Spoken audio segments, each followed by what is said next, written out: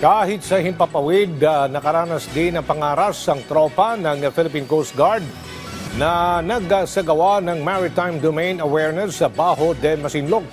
Sa batala ginit naman ng Coast Guard na hindi mababaluktot ang katotohanan matapos na magbanggaan ng dalawang barko ng China. Si Patrick De Jesus sa sentro ng balita. Isa ang PTV News sa mga nakasama sa Maritime Domain Awareness o MDA flight ng Philippine Coast Guard sa bisinidad ng Scarborough Shoal o Bajo de Masinloc kahapon ng umaga.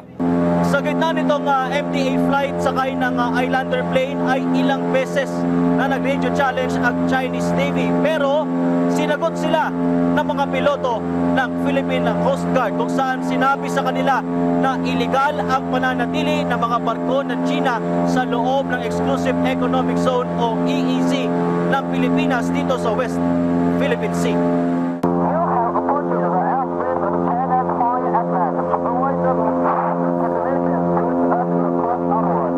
You do not possess any legal authority to patrol within the Philippines Exclusive Economic Zone. Nakita mula sa ere ang Chinese PLA Navy Warship 164 na nakabanggaan ng China Coast Guard at mapapansing nakasuot na ng life vest ang mga sakay nito. Isa pang barko ng PLA Navy ang nakita na isang replenishment ship. Sa kasagsagan din ng MDA flight ay nakita ang paglipad ng Chinese Navy helicopter pero hindi na ito lumapit sa eroplano ng PCG. Nasa bisinidad din ang iba pang barko ng China Coast Guard.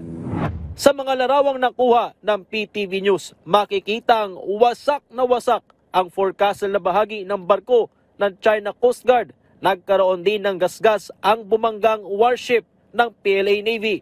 Resulta ito ng matakasan ng BRP Suluan ang ginawang pangharas ng dalawang barko ng China bago sila magsalpukan.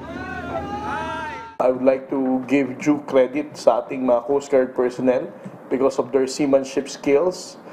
Hindi tayo nagkaroon ng damage na dahil sa mga ginawa na to ng China Coast Guard.